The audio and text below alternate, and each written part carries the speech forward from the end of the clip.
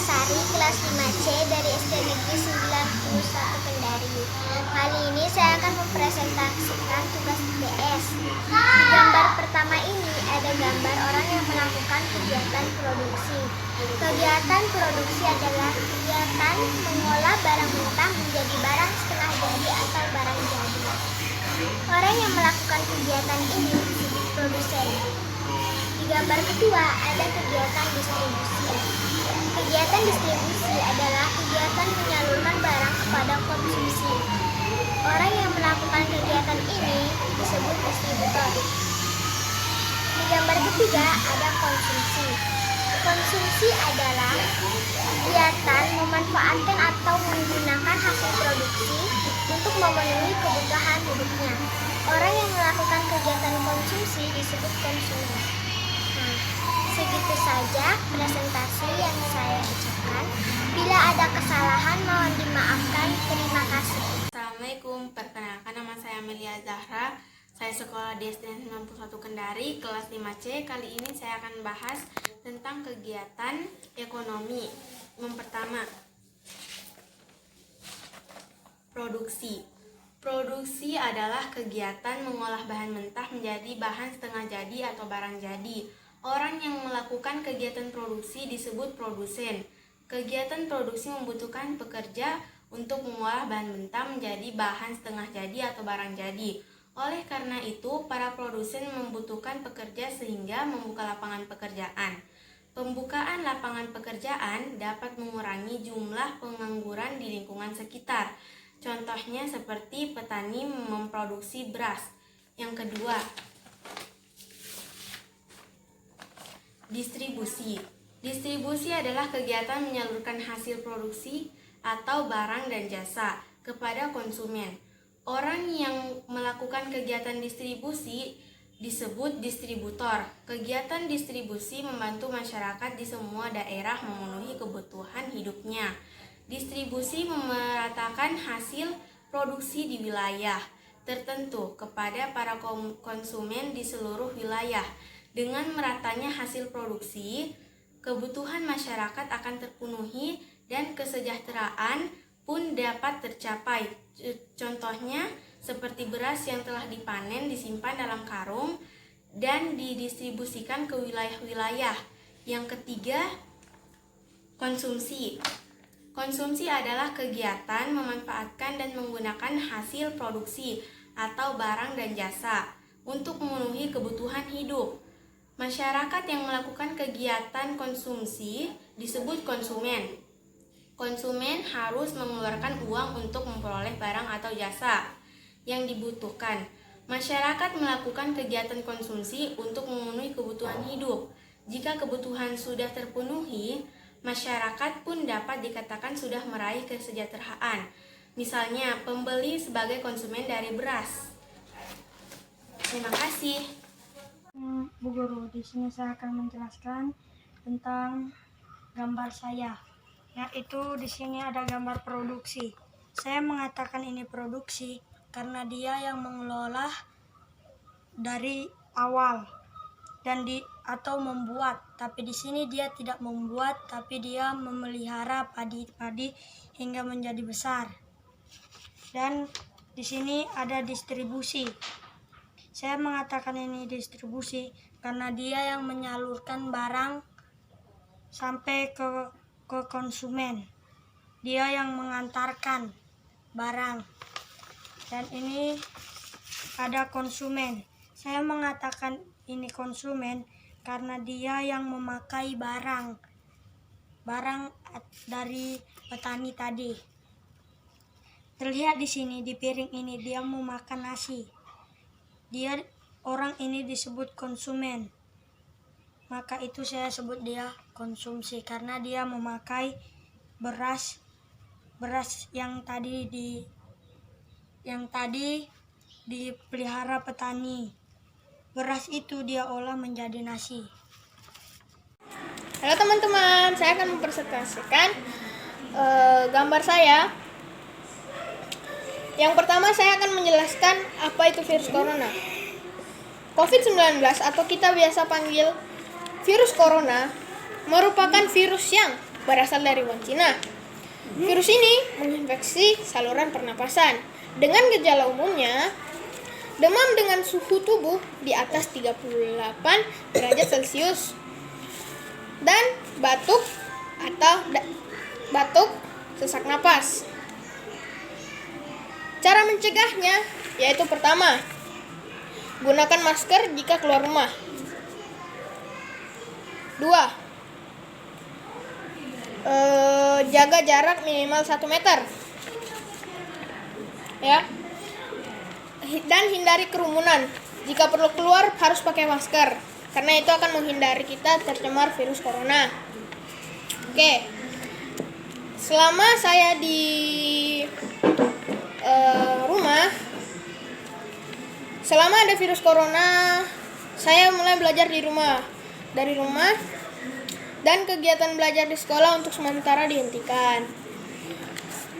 Sehingga kegiatan belajar saya di rumah kurang efektif. Ya, jadi segitu saja. Jika mau lihat, nanti saya fotokan. Baik, bye-bye. Warahmatullahi wabarakatuh. Perkenalkan, nama saya Muhammad Alkamis. Saya akan menceritakan tentang gambar saya itu corona. Corona atau bisa disebut dengan COVID-19 adalah virus yang sangat berbahaya bagi manusia dan berdampak kematian, dan penularannya juga sangat cepat dan sudah mewabah ke seluruh dunia termasuk Indonesia. Saya akan memberikan tips kecil untuk mencegah corona, yaitu mencuci tangan dengan sabun. Kedua, saat keluar memakai masker, tidak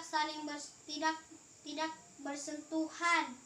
Itu tips dari saya. Terima kasih dan waalaikumsalam warahmatullahi wabarakatuh. Assalamualaikum warahmatullahi wabarakatuh. Di video ini saya akan menjelaskan lagi tentang pelajaran IPS.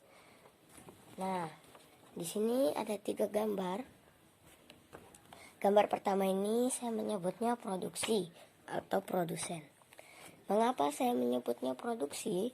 Karena di sini ada bapak petani yang sedang memanen padi. Awal mulanya dia menanam, lalu dia memanennya, lalu dia mengirim ke pabrik untuk dibungkus menggunakan karung. Nah, gambar kedua ini saya menyebutnya sebagai distribusi atau distributor. Mengapa saya menyebutnya distribusi atau distributor? Karena gambar kedua ini hasil padinya diambil dari bapak petani yang gambar pertama, sehingga saya menyebutnya distributor atau distribusi. Nah, di gambar ketiga ini saya menyebutnya konsumsi atau konsumen. Mengapa saya menyebutnya konsumsi? Karena dari gambar kedua ini mengirim beras tersebut ke penjual, sehingga penjual tersebut menjualnya ke masyarakat yang atau warga ya, di kota maupun di desa, sehingga saya menyebutnya gambar ketiga ini konsumsi. Cukup singkat video ini. Terima kasih sudah menonton. Saya Rizky, izin pamit. Assalamualaikum warahmatullahi wabarakatuh.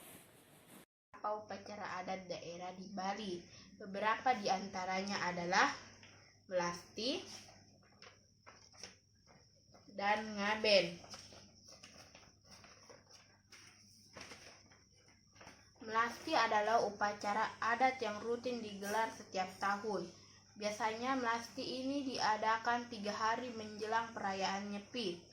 Adanya upacara adat melasti ini dimaksudkan sebagai penyucian diri bagi umat Hindu.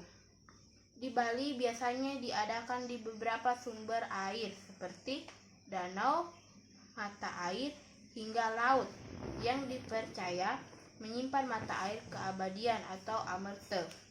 Dalam acara ini, pemangku Hindu akan memarcikan air suci kepada setiap orang yang datang.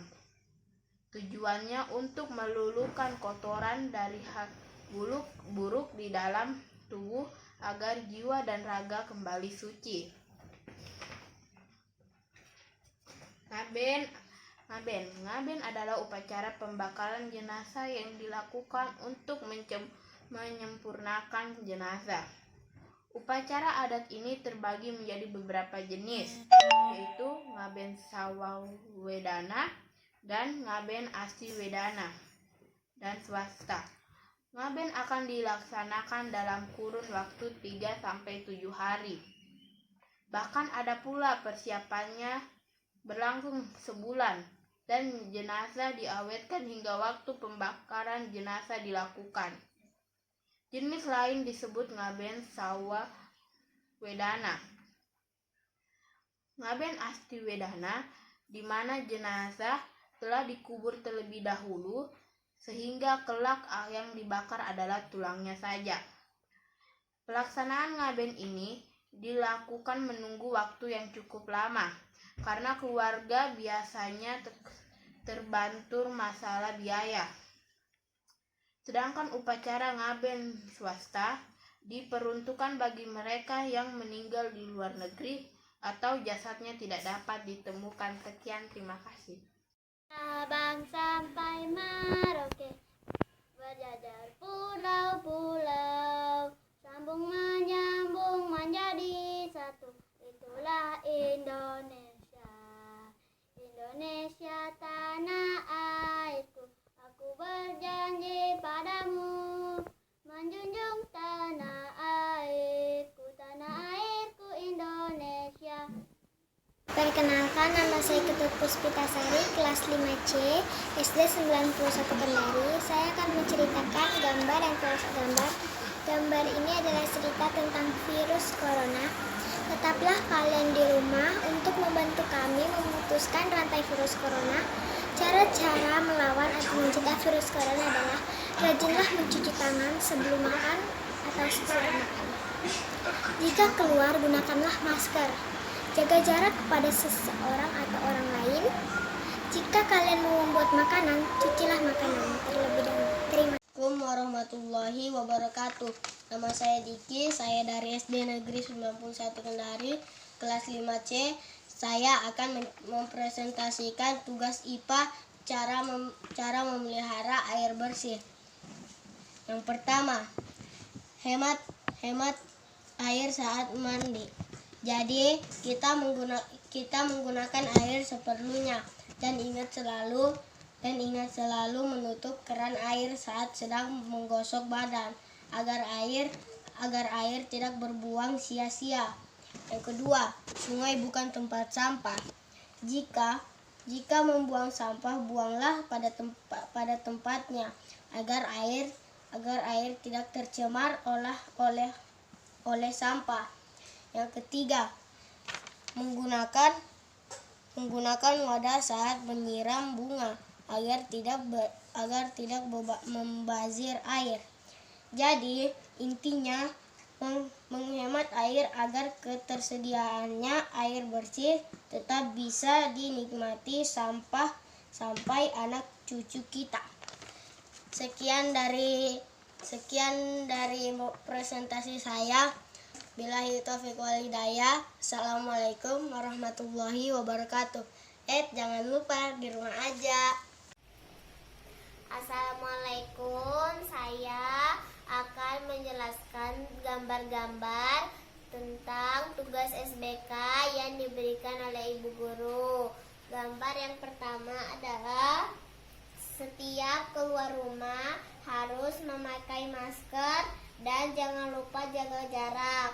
Gambar kedua adalah setelah kembali ke rumah kita diwajibkan agar mencuci tangan dengan sabun agar kumannya mati.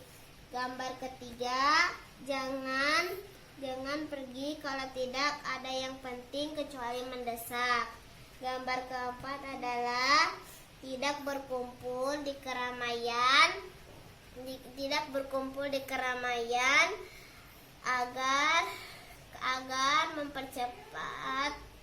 tidak mempercepat penyebaran virus corona.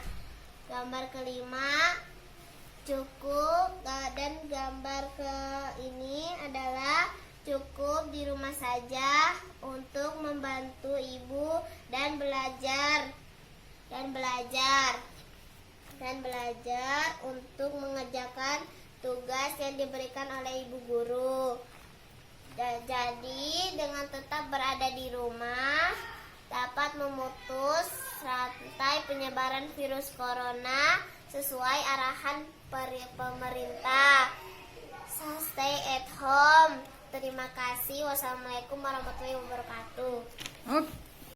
Upacara adat bakar batu. Tradisi bakar batu merupakan salah satu tradisi penting di Papua yang berupa ritual memasak bersama-sama warga kampung yang bertujuan untuk bersyukur, mengumpulkan sanak, saudara, dan kerabat, menyambut kebahagiaan dan penobatan kepala suku, atau untuk mengumpulkan prajurit untuk berperang. Disebut bakar batu karena benar-benar batu dibakar hingga panas membara. Kemudian ditumpuk di atas makanan yang akan dimasak. Assalamualaikum warahmatullahi wabarakatuh. Perkenalkan, nama saya Aina Stabila. Saya akan menjelaskan cara memelihara air yang bersih. Yang pertama, gunakan air secukupnya untuk menyiram tanaman agar kita tidak boros air bersih. Yang kedua, agar tidak mencemari lingkungan, buanglah sampah pada tempatnya agar tidak terjadi banjir dan air bersih tetap terjaga kelestariannya. Yang ketiga, tanamlah pohon untuk masa depan agar pohon terjaga kelestariannya dan air tetap terjaga. Terima kasih. Assalamualaikum warahmatullahi wabarakatuh. Selamat sore semuanya. Hari ini saya akan presentasi IPA yang berjudul 3 cara memelihara air bersih. Yang pertama, gunakan air secara hemat. Air yang digunakan dengan boros dan tidak bertanggung jawab akan menyebabkan kekeringan. Inilah kebiasaan pemborosan air. Lupa mematikan keran. Kebiasaan ini bisa mengurangi jumlah air. Alangkah baiknya kita mulai sadar dengan hal-hal seperti ini. Yang kedua, buang sampah pada tempatnya. Dengan menjaga lingkungan sehat, maka air di sekitar kita tidak mudah tercemar. Sehingga air yang dipakai dan yang dikonsumsi tidak tercemar dan kotor serta aman digunakan. Yang ketiga, pengecekan saluran air pipa secara rutin sangatlah penting, karena jika pipa bocor dan air yang mengalir keluar, maka terjadi pemborosan air. Ini akan mengakibatkan pelestarian air berkurang, sehingga nanti terjadi kebutuhan air yang sangat tinggi di kalangan masyarakat. Itulah tadi presentasi saya. Terima kasih. Assalamualaikum warahmatullahi wabarakatuh. Perkenalkan, nama saya Diki dan adik saya. Saya akan menyanyikan lagu untuk ibu guru saya.